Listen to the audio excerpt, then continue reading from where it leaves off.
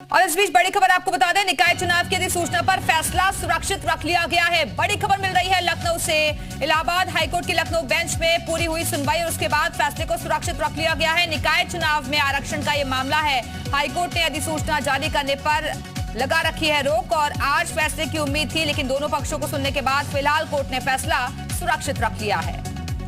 तो ये बड़ी खबर इस वक्त हम आपको बता रहे हैं, फैसले को सुरक्षित रख लिया गया है। दोनों पक्षों को सुना है कोर्ट ने और अब बड़ी खबर निकलकर ये सामने आ रही है निकाय चुनाव को लेकर कि कोर्ट ने जो आरक्षण का मामला है इससे जुड़ा हुआ फैसला सुरक्षित रख लिया है। अधिसूचना जारी करने पर अभी रोक लगा रखी है। विशाल इस वक्त हमारे सहयोगी हमारे साथ जुड़ रहे हैं। विशाल, क्या अपडेट है? फैसला सुरक्षित रख लिया है कोर्ट ने? बिल्कुल, यूपी निकाय चुनाव से जुड़ी है इस वक्त की सबसे बड़ी खबर है कि आज चूंकि बहस हुई थी और बहस में दोनों ही तरफ से जो है दलीलें दी गई थी और अब दलीलें सुनने के बाद कोर्ट ने फिलहाल जो ऑर्डर है उसको रिजर्व कर लिया है। अब जो ऑर्डर की जो डेट रखी गई है वो 27 यानी मंगलवार को कोर्ट दोबारा से बैठेगी और कोर्ट जो है इस पूरे मामले को लेकर फैसला सुना सकती है। चूंकि 27 तारीख के समय रखा गया है और आपको बता दें कि कोर्ट में आज करीब 10:52 पर इस पूरे मामले की सुनवाई शुरू हुई थी। तमाम तरह के तर्क जो है वो सरकारी वकील की तरफ से दिए गए थे, याचिकाकर्ता के वकील की तरफ से तर्क दिए गए थे, ओबीसी सूची को लेकर जो है सवाल खड़े हुए थे और अब फिलहाल कोर्ट ने यह तय किया है कि इस पूरे मामले में फैसला सुरक्षित कर लिया गया है और अब जो सुनवाई होगी, माफ कीजिएगा, जो फैसला आ सकता है वो 27 तारीख को आ सकता है। क्योंकि देखिए कोर्ट का ये ऑर्डर होता है, ऐसे में 27 तारीख की डेट रखी गई है, मंगलवार का दिन है और हो सकता है कि कोर्ट जो है वो अपना फैसला सुना दे। तो फिलहाल 27 तारीख को भी कोर्ट जो है वो बैठेगी, स्पेशल जो बेंच है वो बैठेगी और चूंकि ट्रांसजेंडर का मामला सुन रही थी कोर्ट और उसके बाद सुनाई होने के बाद कोर्ट ने जो जजमेंट है वो रिजर्व कर लिया है और अब इस पूरे मामले में फैसला सुरक्षित कर लिया गया है। 27 तारीख को इस पूरे मामले में फैसला आ सकता है। फिलहाल मैं इस वक्त कोर्ट में ही मौजूद हूं और कोर्ट के ठीक बाहर जो है तमाम जो याचिकाकर्ता है वो अब धीरे धीरे निकलना जब शुरू होंगे तो हम उनसे बात करेंगे, लेकिन 10:52 पर जब ये पूरी सुनवाई शुरू हुई थी तो तमाम तरह की जो दलीलें हैं बिल्कुल विशाल, क्योंकि इस पूरे मामले में 50 से ज्यादा याचिकाएं दाखिल की गई थी और अलग अलग दलीलें बहुत हद तक रखी गई कोर्ट के सामने और डेट्स जो है आगे बढ़ती रही। लेकिन अब ये माने कि जब 27 तारीख को, जैसा कि आप जानकारी दे रहे हैं, ट्यूसडे का दिन है, जब कोर्ट एक बार फिर से बैठेगी तो सीधे फैसला ही दिया जाएगा उस दौरान। देखिए बिल्कुल, चूंकि जब जजमेंट रिजर्व होता है तब कोई भी बहस नहीं होती है। बहस आज कंप्लीट हो चुकी है कि अब 27 तारीख को कोर्ट यूपी निकाय चुनाव से जुड़ी जो याचिकाएं हैं उन पर अपना फैसला सुना सकती है और इसको लेकर चूंकि लगातार 12 तारीख को स्टे लगा था और लगातार इस पूरे मामले को लेकर हियरिंग हो रही थी और अब फिलहाल चूंकि आज से छुट्टी शुरू हो गई थी कोर्ट की, लेकिन उसके बावजूद स्पेशल बेंच जो है वो बैठी थी। उसके बाद अब फिलहाल कोर्ट से ये बात सामने निकल के आई है कि अब इस पूरे मामले में जो जो फैसला है उसको रिजर्व कर लिया गया है। 27 तारीख को फैसला सबके सामने होगा, लेकिन आज जब सुनवाई हुई उस दौरान जो कोर्ट की तरफ से बातें कही गई, एक बार फिर से जरा दर्शकों को बताइए। देखिए आपको मैं सिलसिलेवार तरीके से बताता हूं कि आज पूरा कुछ कोर्ट में क्या हुआ है। हालांकि जो सुनवाई का समय था वो 10:15 का था, लेकिन 10:52 पर दोनों पक्ष और जज जो है कोर्ट के अंदर मौजूद है और कोर्ट की कार्रवाई जो है 10:52 पर शुरू हुई। सबसे पहले कोर्ट ने ये कहा कि हम आज जो है बहस करेंगे, लेकिन केवल ओबीसी आरक्षण में बात करेंगे, इंडिविजुअली केसेस जो है वो उनको बाद में सुना जाएगा अलग से। उसके बाद कोर्ट में जो है जो याचिकाकर्ता थे, वकील थे, उन्होंने तमाम चीज़ों की बातें करी। उन्होंने ये कहा कि जो रैपिड सर्वे है कराया गया, जो मानक होते हैं, उन्होंने इस बात का एग्जाम्पल दिया कि जो अदर स्टेट्स के जो तमाम जो चीज़ें हैं उनका मानक का पालन नहीं किया गया। 4 स्टेटों की बात कही गई जिस पर कोर्ट ने ये इस बात को लेकर संतुष्ट जो है नजर नहीं आए। कोर्ट ने सरकारी वकील से पूछा कि क्या आपने जो सर्वे कराया है वो आयोग के अंडर में कराया है, तो उन्होंने कहा नहीं, हमारा कोई भी आयोग जो है गठित नहीं किया गया था, हमने केवल रैपिड सर्वे कराया है। इसके बाद चूंकि लगातार जो है जिरह चलती रही, याचिकाकर्ता के वकील की तरफ से जो डिटेल्ड ऑर्डर था ये कहा प्लीज किया गया कि डिटेल्ड ऑर्डर जो है वो पढ़ा जाए। तो तमाम अलग अलग स्टेट्स के आए हैं उनको जो है कोर्ट ने पढ़ा। उसके बाद फिर से सुनवाई शुरू हुई तो कोर्ट ने लंच में जाने से पहले ये कहा कि क्या ओबीसी जो आरक्षण है उसका जो लिस्ट है वो आपके पास है, अगर है तो आप उसको दीजिए। याचिकाकर्ता उसको पढ़ेंगे और उसके बाद चैलेंज करेंगे। कोर्ट में सरकारी वकील की तरफ से कहा गया कि हमारे पास ऐसा कोई भी चीजें नहीं है, और उसके साथ साथ इससे पहले के चुनाव में आपत्तियां नहीं आई हैं। तो क्यों इसमें आई है, आपको मैं तस्वीरें दिखा देता हूं कि देखिए तमाम जो याचिकाकर्ता हैं वो अब बाहर निकल रहे हैं। संदीप पांडे हैं, इसके साथ साथ जो है ये लोग तमाम जो लोग हैं ये याचिकाकर्ता हैं, और ये लोग बाहर की तरफ निकल के आ रहे हैं। सीधे जो है इनसे बात करते हैं कि देखिए चेहरे पे खुशी भी दिखाई पड़ रही है, लेकिन क्या कुछ कोर्ट मिला संदीप?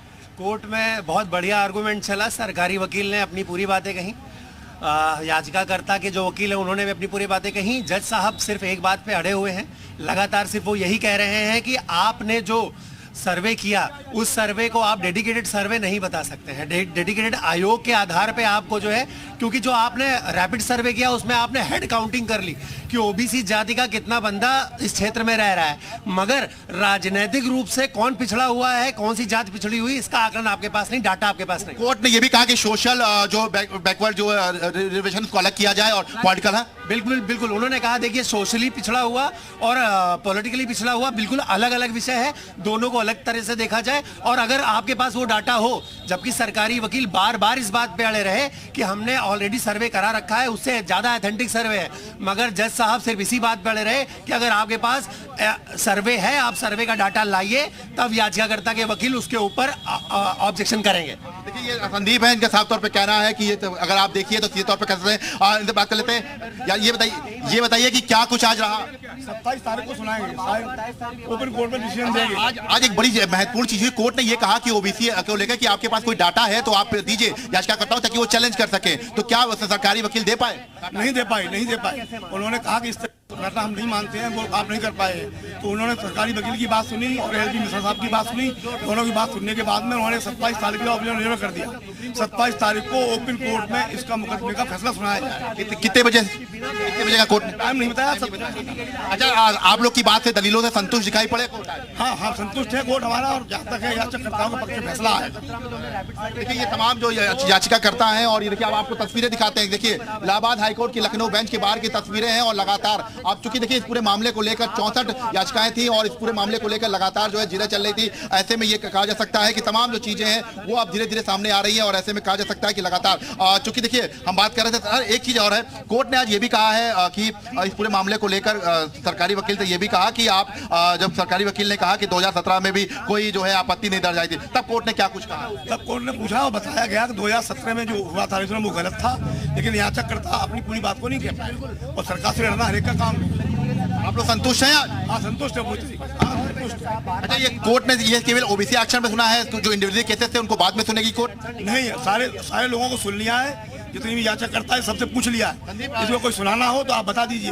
ऐसा कौन सा पॉइंट है जो बहुत ज्यादा खास रहा कोर्ट में आज आप लोग के आर्गुमेंट? जी एक ही पॉइंट शुरू से रहा है, जो जज साहब बार बार कह रहे थे आप कितने भी सर्वे ले आइए, कितनी भी रिपोर्ट ले आइए, लेकिन डेडिकेटेड आयोग का गठन किए बिना आपकी कोई भी सर्वे जो है वो रिजर्व जो अपना सुप्रीम कोर्ट है उसके मानकों पे खरा नहीं उतर रहा है। आप डेडिकेटेड वो बनाइए, आयोग बनाइए, उसकी रिपोर्ट लाइए, उसके आधार पे आप आरक्षण दीजिए। अच्छा, कि आप लोगों ने आयोग की बात जरूर कही है, वहां पर डेडिकेटेड आयोग की बात कही, आप लोगों ने एग्जाम्पल भी दिया कि 4 स्टेट में क्या कुछ हुआ है, और रैपिड सर्वे की बात भी आई। आप लोगों ने कोई मांग की है कि आयोग में कौन कौन होना चाहिए, कि कोई बात कही आप लोगों ने? नहीं, देखिए ये हमारा विषय नहीं है, हम तो सिर्फ इस विषय को उठा सकते हैं कि कार्य किस प्रणाली से हुआ है या नहीं हुआ है। हमारी सिर्फ ये मांग है, social worker as a social worker हम सिर्फ यही बात कहेंगे कि जो भी कार्य हो रहे सरकार द्वारा या अन्य संस्थाओं द्वारा वो सुचारू रूप से हो रहे कि नहीं हो रहे, हमारी सिर्फ यही मांग। अच्छा, एक चीज और आप स्पष्ट कर दिए, चूंकि देखिए दर्शकों को ये होना चाहिए कि क्या कुछ कोर्ट ने आज जो है रैपिड सर्वे को लेकर टिप्पणी की है, और जो ये जो बात है रही है ट्रिपल उसको लेकर क्या कुछ कहा है? देखिए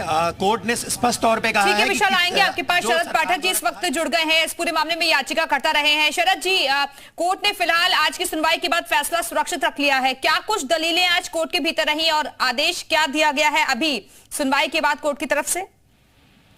अभी कोर्ट ने हम लोगों के बहस सुनने के बाद जजमेंट रिजर्व कर लिया है, और मंगलवार को 27 तारीख को फैसला आएगा कोर्ट का। शरद जी क्या कह रही है आपकी? हम लोग की मुख्यतः यही बात रही है कि क्योंकि ट्रिपल टेस्ट नहीं हुआ है उत्तर प्रदेश राज्य में, और इसलिए जो है अन्य पिछड़ा वर्ग को म्युनिसिपल इलेक्शन में आरक्षण अभी न देकर के उसको सीटों को जनरल किया जाए, और ओबीसी को आरक्षण देने के लिए ट्रिपल टेस्ट की कार्रवाई की जाए, तब उनको आरक्षण देकर चुनाव कराया जाए। तो शरद जी, आज जो कुछ कोर्ट में हुआ उससे आप पूरी तरह से संतुष्ट हैं, क्योंकि अब 27 तारीख दी गई है जब फैसला सबके सामने होगा, लेकिन आज जिस तरह कोर्ट का रुख रहा उससे आप सहमत हैं, संतुष्ट हैं? बिल्कुल, हम लोग कोर्ट ने पूरी पेशेंट हियरिंग दिया, छुट्टियों में भी कोर्ट को खोला इस महत्वपूर्ण मुकदमे के लिए। तो दोनों पक्ष कोर्ट की में उन्होंने अपनी बात कही और दोनों पक्ष उन्होंने अपनी संतुष्टि से पूरी बात कही है। बाकी फैसला न्यायालय को करना है। शरद जी, क्योंकि अलग अलग टिप्पणी कोर्ट की तरफ से की गई है कि आरक्षण की जो व्यवस्था है वो पॉलिटिकली अलग तरीके से है, सामाजिक तौर पर अलग तरीके से, तो आप इस बात से कितना सहमत है? देखिए, अदालत की टिप्पणियां जो बहस के दौरान की जाती हैं उसका बहुत ज्यादा उसका महत्व सिर्फ इतना होता है कि वो जो बहस कर रहे होते हैं अधिवक्ता, उनको उसका जवाब देना होता है। तो उन टिप्पणियों को अभी जजमेंट पे उसका ये अर्थ नहीं निकाला जा सकता कि जजमेंट उस लाइन पे आने वाला है। ठीक है। कोर्ट की टिप्पणियां वो केवल अदालत में बहस के दौरान की जाती है कि कोई कोर्ट के दिमाग में क्वेरी रहती, माइंड में क्वेरी रहती, तो वो अधिवक्ता से पूछती है या उसका जवाब दीजिए। ठीक है शरद जी, शुक्रिया आपका हमारे से जुड़ने के लिए। वापस से अपने सहयोगी विशाल का रुख करते हैं, उनके पास इस वक्त कुछ याचिकाकर्ता भी मौजूद है। विशाल, वहां अगर जो याचिकाकर्ता इस वक्त आपके साथ मौजूद है उनसे बातचीत आप कर रहे थे, अभी शरद पाठक से भी हमने बातचीत की, सहमत नजर आ रहे हैं, कोर्ट का जो रुख आज रहा है इनके प्रति उससे काफी खुश भी नजर आ रहे हैं। विशाल, देखिए, बिल्कुल निश्चित तौर पर जो है तमाम याचिकाकर्ता हमारे साथ हैं, चूंकि यहाँ पर 64 याचिकाएं थी। और सीधे तौर पर बात कर लेते हैं, क्या कुछ रहा कोर्ट में? आज आप लोग याचिकाकर्ता भी हैं, आप क्या कुछ रहा कोर्ट में? कोर्ट में मंगलवार के लिए दोनों बच्चों की दलील सुनने के बाद मंगलवार के लिए जज साहब ने ऑर्डर को रिजर्व कर लिया है और उम्मीद करते हैं कि जो याचिकाकर्तागण हैं 64 लोग, उन्हीं के पक्ष में फैसला आएगा। सभी पे तो नहीं कह सकते हैं, बट 34 ओबीसी रिजर्वेशन को लेकर के हैं।